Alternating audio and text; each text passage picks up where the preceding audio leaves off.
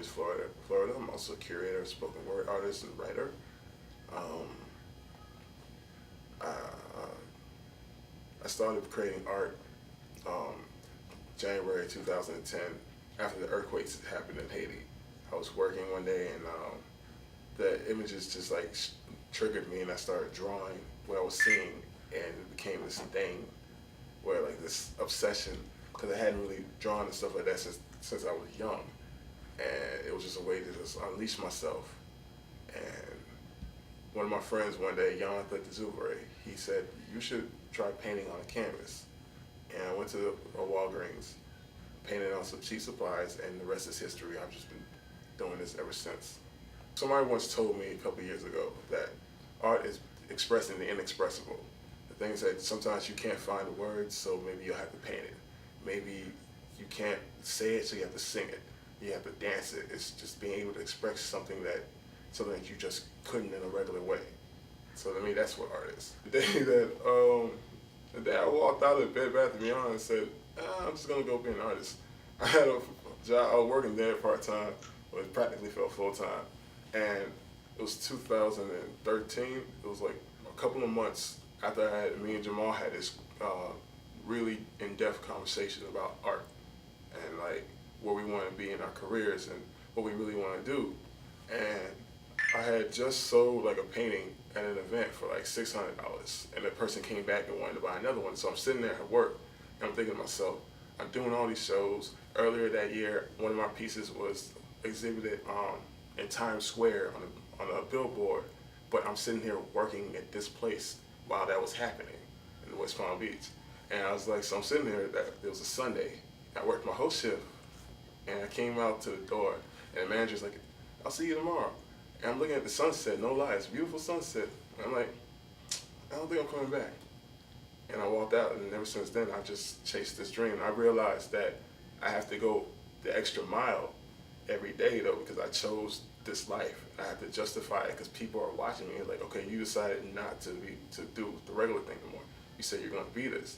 So if I'm going to be that, then I have to accept what I am. I have to accept what the universe made me. So I have to call myself an artist, because then what am I? Like, why am I here? This is what I am here for. I am an artist. And since I acknowledge that, the universe provides all the opportunities. So, my good friend Abasi Hanif, he's had this saying when I used to tell people about why I started creating art. He was always like, the spirits of all the ancestors that passed that day came into me. So every time my paintbrush has ever touched a canvas, it's always been the spirits of the people who passed, so that I could do this. So I always, it's not like I try to go out my way to put any spiritual messages or anything in it. I just think my art, because it comes directly from me, it's like I'm somebody who taught myself, who found these styles by myself. To me, I couldn't have really done this by myself. Some spirit out there was like, yo, I chose you for this. I'm gonna give you all these talents, but you can't just use it for just your gains. You can't just sit there and use it just to blow up everything. So I've always tried to give back with using my art, because I felt like that it was a call from God. Like this in essence, this is my ministry. It's it's my duty to touch the world and touch as many people as I can through this art. So for me, it's always a spiritual experience. Early on, I used to be. Now I've gotten to the point where like I know me. I love me. I love what I do. And I know what I do is dope. Like I'll critique myself, and I'll be like, nah, I don't like this, and people will like it and whatever. But I know what I can do.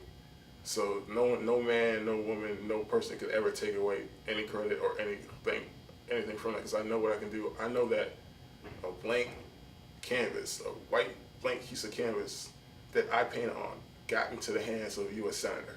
I know that a white blank piece of paper that I painted on got me to shows like Art Basel, and got me opportunities to put my friends in shows and stuff like that. And you can't take that away from me. So whether you like my shit or not, makes me no difference, because the universe does, God does. So and that's something I try to put in the minds of other artists. Like, you are you. You're one of one.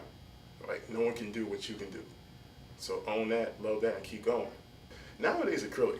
It used to be oils, but like I used to love oils, the way it flows and everything, and like I guess that attributed to my name. But now acrylic, because acrylic dries fast, and there was one point where I was kind of like living from couch to couch and whatnot, and I wouldn't be able to paint oils if I'm like out in the street or whatever and wait for it to dry. So acrylics was easy because I knew it was gonna dry fast and I could work fast. So now it's acrylics. Last year has been like I don't know if many people are familiar with the story of Odysseus and like the Odyssey, where he was a king and then he lost everything when he went to war and then he had to go back to get his home back and stuff like that, the hero's journey. I feel like I kind of went through that because there was one point in my career where everything was going well. Then I kind of went to war with the city. We got evicted and all that stuff from this artist residency because they were doing the gentrification. And I was supposed to go to LA because this art gallery signed me, and I was like, all right, well, I'm gonna go chase my dream. We're on to the next thing. And then that gallery turned out to be bullshit, and my life spiraled out of control. And I was like, luckily I had people, friends who were there for me, who were like, were just there, generally there, and helped me define myself. And people like, then I had people like Maul and Tracy who gave me that inspiration, like, we can do this, we can find our way, and just focus this art no longer on myself. I wanted to focus on the people. So I stopped painting, and I was like, I want to get back that energy of love that people were giving me and help my friends. And then I started exhibit Treal, strictly to put on opportunities for everyone else. And it's just, that's what defined me, because then it got to a point where the fire came back for me. And then when I started painting, it was different. And like, the energy was different, the universe started working, and we just all started winning. And it was just, I've been on this journey, and this whole journey has just, I've just been blessed. It's been fun, it's been crazy, and I just feel like it's humbled me, but it's uplifted me, and it made me find that, I don't want to call myself a king, but it made me the artist that I was supposed to be. I believe that we are what we say we are, and that there's no such thing if we decide not to acknowledge that, because we all have to pay our dues. We all go through, no matter what it is we do. You can be a starving guy working in a cubicle. So we shouldn't bow ourselves to this idea of, I'm the starving artist and I gotta wait for a gallery, because then you start thinking you gotta wait for somebody to make something happen, versus the realization that you're an artist. You, with your bare hands, with your vocals, with your dancing, you can generate your money. You can get yourself going. One of the times when I was struggling, I knew that I could make drawings and sell them for $25, and in a week I would have $300. And it's like, there's no such thing as a starving artist. You've been given a gift, a talent from God, from the universe. That's instant money right there. It's just you have to have the ambition to decide, I'm gonna use this, and the universe got you. So I don't believe in that phrase. That came about because literally one day, it was a back-to-back conversation. I was talking to the visualist, and I was talking to Tracy Guito, and they were both having kind of some issues with some galleries, and at the time I kind of fell back with them with the art world. And I had access to a venue, and I was like, well, you know what? It was during this big art week in Palm Beach, and I was like, you know what? I can get the spot. I can just tell them that I'm gonna do a solo exhibit, and we'll just throw up our stuff. We'll find some people that we rock with, put their stuff in, and we'll just do a show over the weekend, and the city will be closed, so they won't realize that we did a group show. And then the concert happened, and then it turned out amazing, and then they found out, and they extended it, and we were just like, oh, cool. Then we did it again to raise some drums for our friends, and then we chilled out for a minute. And it was just like, one day when I came back after doing all this, the journey I was going through, I came back to Palm Beach, and we decided we want to do something for Black History Month. The same thing we did at a little club, and it went well. It meant something to a lot of people. And Tracy took me to the side, and she goes, we have something very real with this exhibit Treal. We can really provide opportunities for people, and we can really give back to the community through the arts. And if you want to do it, I 100% stand behind you. And Maul, same thing. And I was like, all right, let's do it. And so we just ran through this year, just doing the pop-up shows, doing book drives and things like that. And the universe has just been blessing us. Our connection with Palm Beach Carnival that made us a 501c3, and we just been chasing our dreams and just trying to do the best that we can to be there for the people, and it's become this thing to the.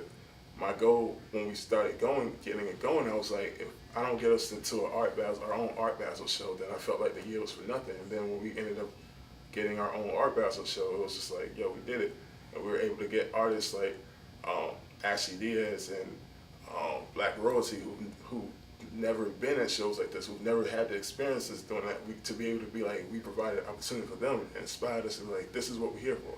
It's just giving back. It's just being willing to say, we're not here for the money. We're not, we're here for the people. Because I feel like a lot of organizations, they don't do that. And that's been my whole life, is to give, be for the people. Because I wouldn't be here if not for the people. I go where the wind goes. Like, right now, me and Maul have 2 weeks to put together to knock out, between us both, 8 large paintings for a big show at Art Basel. Then, of course, Exhibit Treal has another show, and I don't know, there's a lot of doors opening, I don't know, I like to just go with the flow. My overall goal is, I want to be in Paris. I want to go to Paris. That's always been my dream. I want to go to Paris and do a solo exhibit there, have a studio and work there. Until I do that, it's just chasing the dream, see how much further we can go, push Exhibit Treal as far as we can go. Because, like, what's the point of being anywhere if your family can't be there? So, no one man above the crew.